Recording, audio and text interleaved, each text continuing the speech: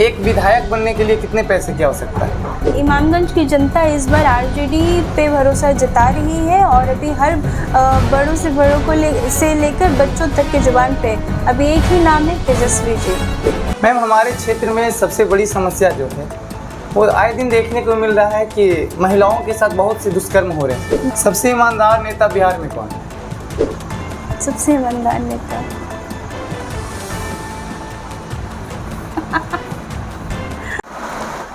नमस्कार, जय हिंद। मैं हूं नीतीश कुमार राणा। दोस्तों, अभी हमारी मौजूदगी रानीगंज के थोड़ा सा अंदर तनुश्री मांझी जी का निवास स्थान पे है।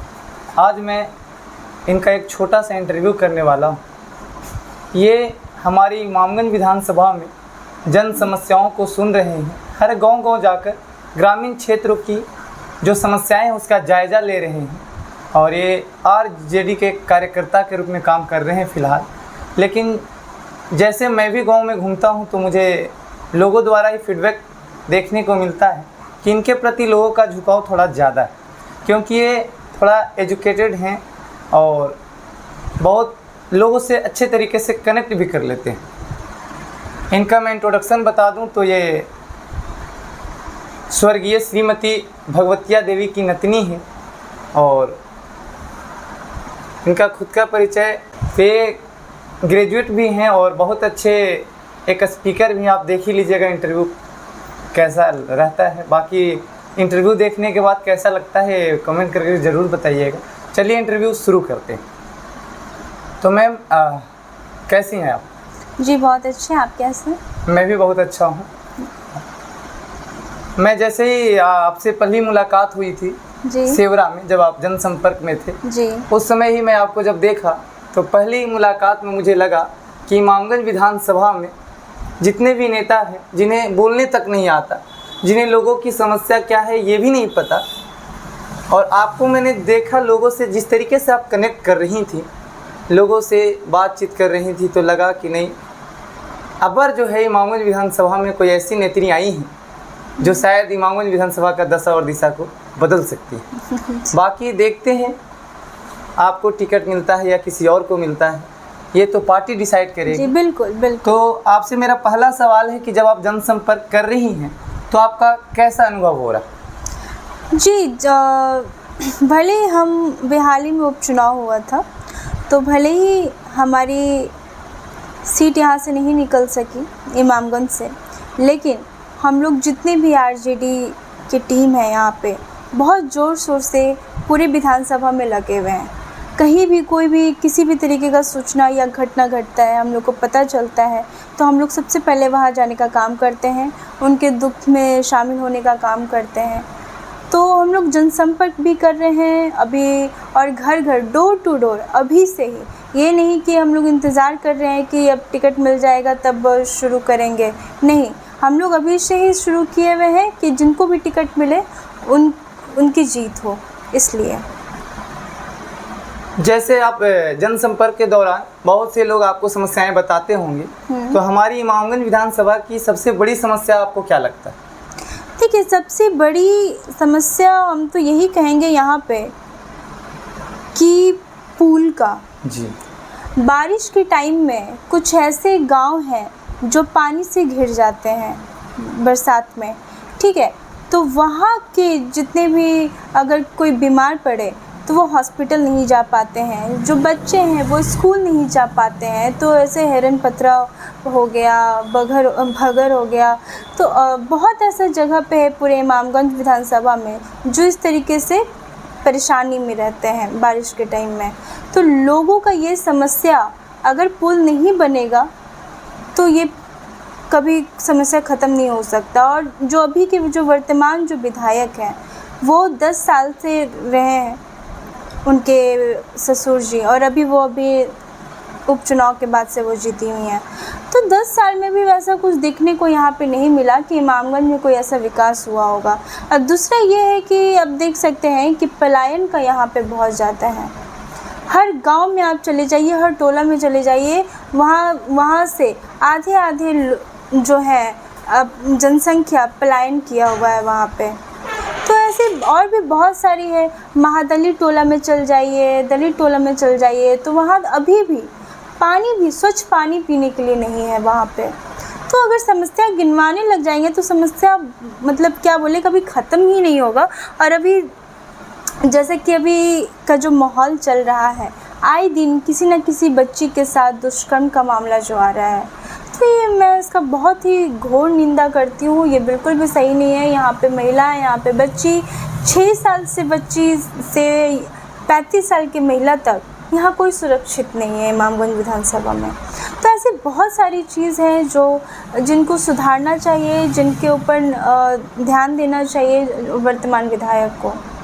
ऐसे आपकी पार्टी के जो शीर्ष नेता हैं श्री तेजस्वी यादव, जो कि पूर्व मुख्यमंत्री, उप मुख्यमंत्री भी रह चुके हैं, उन पे आए दिन ये आरोप लगाते रहते हैं विपक्ष वाले कि वो 9वीं फेल है। इसकी क्या हकीकत है मैम? देखिए, इन लोग के पास सरकार में जो बैठे हैं अभी वर्तमान में है, वो नेता लोग के पास कोई काम नहीं है, ना उन लोग के पास कोई विज़न है, ना कोई रोड मैप है। उन लोग को पता ही नहीं है कि बिहार को किस दिशा में ले जाना है। तो अब ये लोग बैठे बैठे ना विकास का काम कर रहे हैं, ना रोज़गार देने का काम कर रहे हैं, ना कि किसी महिला के बारे में सोचते हैं, ना युवा के बारे में सोचते हैं। इन लोगों को तो कुछ काम ही नहीं है। तो खाली दिमाग शैतान का ये कहावत है, तो यही है। इन लोग के पास कुछ है नहीं बोलने के लिए, तो बस लाइमलाइट में कैसे रहना है, ये लोग तेजस्वी जी के ऊपर टिप्पणी करेंगे, कभी लालू जी पे टिप्पणी करेंगे, कभी राबड़ी देवी जी पे टिप्पणी करेंगे। तो इन लोग का यही काम ही है, तो रहने दीजिए। ये इनके खुद के जो भी सम्राट चौधरी जी हैं, इनके पास कहाँ डिग्री है, प्रधानमंत्री जी के पास कितने कहाँ तक का डिग्री है, ज़रा दिखाए ना, तो हम भी फिर कुछ बोलेंगे। और हम ये भी कहना चाहेंगे कि अच्छा एनडीए में जितने भी हैं, प्रवक्ता हो गए, नेता हो गए, कोई भी, हम चैलेंज करते हैं हमारे नेता तो कि आके डिबेट में बैठे तो उनके साथ, तो समझ में आ जाएगा कि 9वीं फेल है कि बापों का बाप है, वो पता लग जाएगा वो। देखिए मैम, ऐसे इमामगंज विधानसभा में केवल आरजेडी ही पार्टी नहीं है जो अपनी कैंडिडेट्स उतारेगी, हर पार्टी अपनी अपनी कैंडिडेट्स उतारेगी। वैसे में आपकी पार्टी को लोग क्यों सपोर्ट करें? आपकी क्या क्या चुनावी मुद्दे हैं जिस मुद्दे पे आपको वोट करें लोग? देखिए, हमारी पार्टी को यहाँ पे सपोर्ट करने का ये रीज़न है कि 10 साल से आप देख रहे हैं जो अभी वर्तमान में है, हम पार्टी से जो जीतते आ रहे हैं, जीतन मांझी जी हो गए, चाहे उनकी बहू हो गई दीपा मांझी जी, तो क्या विकास हुआ है 10 साल में, वो तो सभी को दिख रहा है। इमामगंज की जनता को यहाँ बोलने की ज़रूरत नहीं है, ठीक है। तो कहीं ना कहीं लोग अभी बहुत उखड़े हुए हैं। उनको जो एक्सपेक्टेशंस था, दीपा मांझी जी बोली थी कि आप हमको वोट दीजिए, मेरे घर में 2 मंत्री हैं, सांसद हैं, तो हम लोग बहुत ही अच्छा विकास करेंगे, दशा बदलने की प्रयास करेंगे इमामगंज की। बट उन्होंने तो दुर्दशा ही कर दिया, ठीक है। तो इसमें जनता में अभी बहुत आक्रोश देखने को मिल रहा है इस चीज़ को लेके कि जो भी उन्होंने वादा किया था इलेक्शन के टाइम में, वो पूरा नहीं कर सकी हैं। तो जब आप वादा ही क्यों किए थे जब आप पूरा नहीं कर सकते हैं? और दूसरी बात, हम इसलिए हमें और सपोर्ट करेंगे यहाँ की जनता क्योंकि हम ऐसे मुद्दे पे जो बात कर रहे हैं, जो वाकई में अभी समस्या का कारण बने हुए हैं लोगों के बीच में, चाहे वो महिलाओं के लिए हो जिसमें हम लोग माई बहन मान योजना के तहत 2500 रुपया देंगे, चाहे वो बिजली की बात हो तो वहाँ पे हम लोग 200 यूनिट फ्री देने का बात कर रहे हैं, चाहे वो गैस सिलेंडर की बात हो तो हम लोग 500 रुपये में देने का बात कर रहे हैं, चाहे वो आपका वृद्धा पेंशन, विकलांग पेंशन हो तो वहाँ पे हम लोग 1500 रुपये देने का बात कर रहे हैं, रोज़गार देने का बात कर रहे हैं, प्लान को रोकने का बात कर रहे हैं। तो ऐसे बहुत सारी मुद्दा हैं जिन पे हम लोग जीतने के बाद तेजस्वी जी काम करेंगे, यहाँ की जो स्थानीय विधायक होंगी वो काम करेंगी। तो इसलिए इमामगंज की जनता इस बार आरजेडी पे भरोसा जता रही है और अभी हर बड़ों से बड़ों को लेकर बच्चों तक के जुबान पे अभी एक ही नाम है, तेजस्वी जी। अच्छा मैम, बहुत बड़ी चीज़ है और राजनीति ऐसा प्लेटफॉर्म है कि जो भी अगर समाज सेवा करना चाहते हैं वो राजनीति के तहत आ सकते हैं, जुड़ सकते हैं। मैम, हमारे क्षेत्र में सबसे बड़ी समस्या जो है वो आए दिन देखने को मिल रहा है कि महिलाओं के साथ बहुत से दुष्कर्म हो रहे हैं जी। मतलब हर महीने में 2-4 ऐसे केस दिखने को मिल रहे हैं। कभी 6 साल की बच्ची के साथ कोई रेप कर दे रहा, 16 साल की बच्ची के साथ कर दे रहा, कोई बुजुर्ग महिला के साथ कर दे रहा। हाल ही का एक घटना मैंने देखा, एक बुजुर्ग की गला रेत करके हत्या कर दिया गया। ये जो क्राइम है इतनी हावी क्यों हो जा रहा है? जी देखिए, यहाँ कानून व्यवस्था ठीक नहीं होने के कारण यहाँ अपराध दिन पर दिन एकदम चरम सीमा पे बढ़े हुए हैं। इसका अगर हम दुष्कर्म की बात करें तो ये इसके लिए कोई ऐसा कड़ा कानून अभी तक नहीं बनाया गया है जिससे मनोबल बढ़ा रहता है। उन लोगों को लगता है कि वो भी तो किया था, तो उसको क्या हुआ, कुछ नहीं हुआ, तो चलो हम भी कर लेते हैं, क्या हो जाता। और लोग नशे में धूत होके ऐसे अंजाम को बर्दाश्त देते हैं। तो ये बहुत ही गलत चीज़ है। इसको रोकने के लिए कड़ा कानून लाना चाहिए जिससे इस चीज़ पे, नहीं तो देखिए मणिपुर में भी ऐसे ही है, जो हुआ था वहाँ पे माँ बहन के साथ आज तक उनको न्याय नहीं मिल पाया। तो आज इमामगंज में वही हाल है। आज जितनी भी बेटी के साथ, बच्ची के साथ या महिला के साथ हुआ, उनको न्याय नहीं मिल पाया। तो ये ऐसे कब तक चलेगा? तो ये तो देखिए सरकार को इस बारे में सोचना चाहिए और यहाँ के जो स्थानीय जो विधायक हैं उनको इस चीज़ के लिए आवाज़ उठाना चाहिए। हम तो यही कहेंगे। देखिए, ऐसे देखा जाए तो किसी भी देश या राज्य या कहें तो किसी भी समाज को विकास के रास्ते पर अगर कोई ले जा सकता है तो मात्र है एजुकेशन।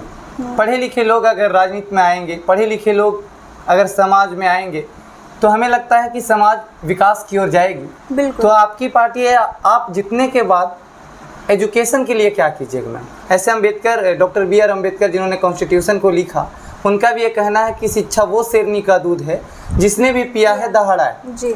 तो आप एजुकेशन को लेकर क्या कहना चाहेंगे? देखिए, एजुकेशन एक ऐसा नींव है जो बच्चों में दिया जाता है, या बच्चों को अगर पढ़ाया जाए अच्छे से, वेल एजुकेटेड बनाया जाए, तो वो अभी जो अपराध हो रहा है तो वो अपराध भी कम हो जाएगा। अगर वो पढ़े लिखे रहेंगे, समझदार रहेंगे, जागरूक रहेंगे तो उन्हें पता होगा कि क्या काम सही है और क्या नहीं है। तो ये कहीं ना कहीं जो भी अपराध जो हो रहा है अभी इमामगंज में, वो कहीं ना कहीं आप कहिए कि शिक्षा की कमी है, जागरूकता की कमी है, इसलिए हो रहा है। तो यहाँ पे हमको जो बच्चे लोग हैं, हम जब जाते हैं गांव में तो जब उनसे पूछते हैं कि आप कहाँ तक पढ़े हैं, तो कुछ बच्चे कहते हैं कि 6 तक पढ़ के छोड़ दिए या 5 तक पढ़ के छोड़ दिए। तो हम रीज़न पूछते हैं कि क्या कारण रहा कि आप क्यों छोड़ दिए, या उनके पेरेंट्स से पूछते हैं कि क्या कारण रहा जो आप इसको आगे पढ़ाए नहीं। तो सबका यही कहना था कि गरीब हम लोग कहाँ से लाएंगे, इतना कहाँ से पढ़ाएंगे।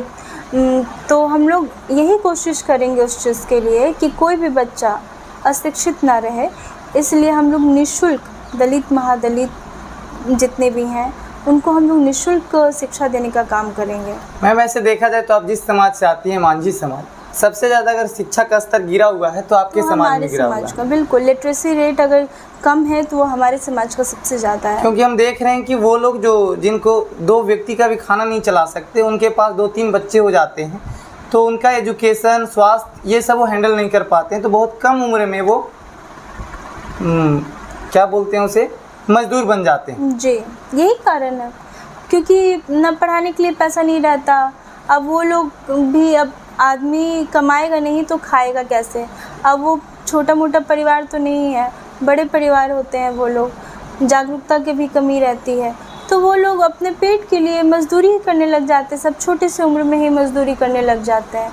तो ये सारी चीज़ को देखिए सरकार को और यहाँ जो स्थानीय विधायक हैं, ये सब चीज़ को देखना चाहिए और उनके लिए कुछ ऐसा योजनाएं लाने चाहिए ताकि हर घर को शिक्षा, हर घर के बच्चे को शिक्षा मिले। अच्छा मैम, जैसे गर्मी के दिन आती है, हमारे क्षेत्र इमामगंज विधानसभा में इतनी ज़्यादा जलस्तर नीचे चला गया है जी, जिसमें पूरे के पूरे गांव लोग किसी एक ऐसे स्थान पे जो मोटर जहाँ पे चलती है उस पे निर्भर हो जाते हैं। तो इन समस्याओं को आप कैसे दूर कीजिए? देखिए, हम अभी तक जहाँ तक यहाँ पे सही बात है, पानी की समस्या भी बहुत यहाँ पे इमामगंज विधानसभा में देखने को मिला बीते दिनों। तो यहाँ पे क्या है कि नल जल तो दे दिया गया लेकिन उसमें पानी नहीं आता। वो एक बोला जाए तो वो आइडिया तो सही था लेकिन ठीक से एग्जीक्यूट नहीं किया गया, जिस वजह से आज भी लोग पानी से त्रस्त हैं। ठीक है, तो हम लोग कोशिश करेंगे कि इस योजना जो है ये नल जल का, इसको हम लोग और अच्छे तरीके से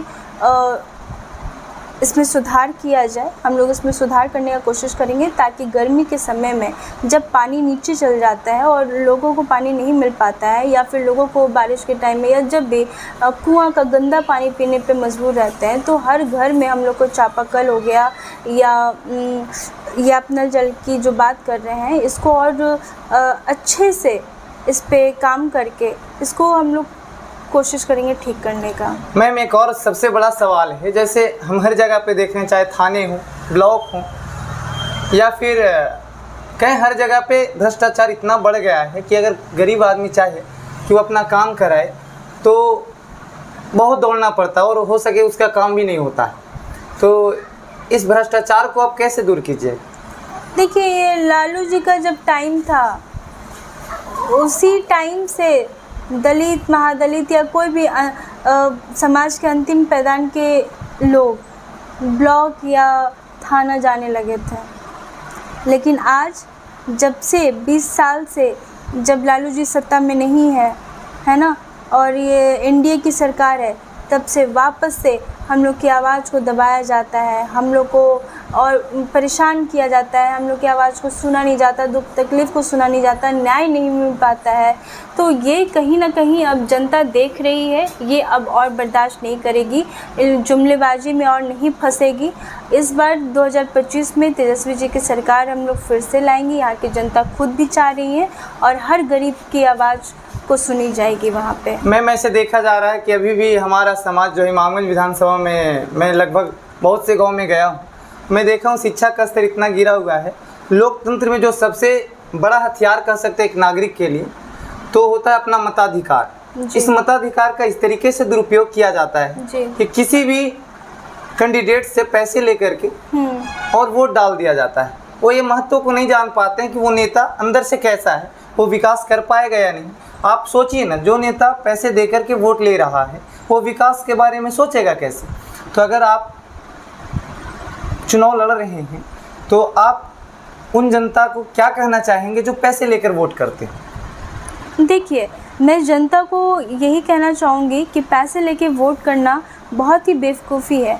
ये जो हमें जो वोट का अधिकार मिला है, ये बहुत मुश्किल से मिला है। हम लोग को ये पहले अधिकार नहीं था, इसलिए ये जो अधिकार मिला है इसको बहुत ही सोच समझ के आप इस्तेमाल करें, किसी के बहकावे में आके ना इस्तेमाल करें, क्योंकि आपके एक वोट से सरकार बन सकती है और सरकार गिर भी सकती है। और जब अगर गलत हाथ के लोगों के हाथ में जब अगर सरकार आ जाती, मतलब कि चलाने का भार आता है, तो क्या दशा करते हैं वो आपको 20 साल से आपको देखने को मिल रहा होगा। इसलिए आप अपने सही उपयोग कीजिए अपने वोट का, अपने अधिकार का, और सही लोगों को के हाथ में आप जिम्मेवारी दीजिए ताकि हमारा बिहार विकास कर सके, इमामगंज विकास कर सके। चलिए मैं अब कुछ रैपिड फायर आपसे कुछ सवाल है हमारा। एक विधायक बनने के लिए कितने पैसे की आवश्यकता है? देखिए, पैसे का ट्रेंड तो अभी चलने लग गया है, लेकिन ऐसा कुछ है नहीं। अगर दिल में अगर सच्चे मन से अगर सेवा का भाव होगा और जनता में आप विश्वास जगा सकें, तो आप कम से कम पैसे में भी आप चुनाव जीत सकते हैं। सबसे ईमानदार नेता बिहार में कौन? सबसे ईमानदार नेता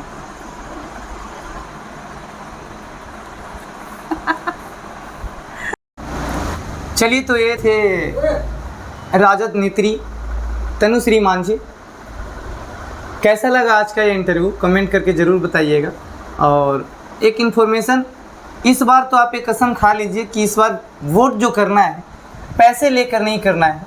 आपको जो भी नेता लगे कि ये हमारे क्षेत्र का विकास कर सकते हैं, उन्हें आप वोट करें। हाँ, ये भी आप याद रखिएगा कि वो किसी भी पार्टी से हो सकता है, आरजेडी, बीजेपी, जनसुराज, किसी भी पार्टी से हो। आप कैंडिडेट देखकर वोट करें, तभी हमारे क्षेत्र का विकास हो सकता है। नहीं तो जिस तरीके से समस्याओं से आज घिरे हैं, आने वाले 10-20 सालों तक भी ये समस्या कभी दूर नहीं हो सकता है। तो ठीक है, कमेंट सेक्शन में ज़रूर बताइएगा। कुछ भी अगर तनुश्री मांझी के बारे में कुछ बोलना चाहें या कुछ इंटरव्यू में कमी दिखे तो कमेंट सेक्शन खुला हुआ है, आप बेहिचक लिख सकते हैं। तब तक के लिए जय हिंद। फिर मिलते हैं किसी नेक्स्ट वीडियो में।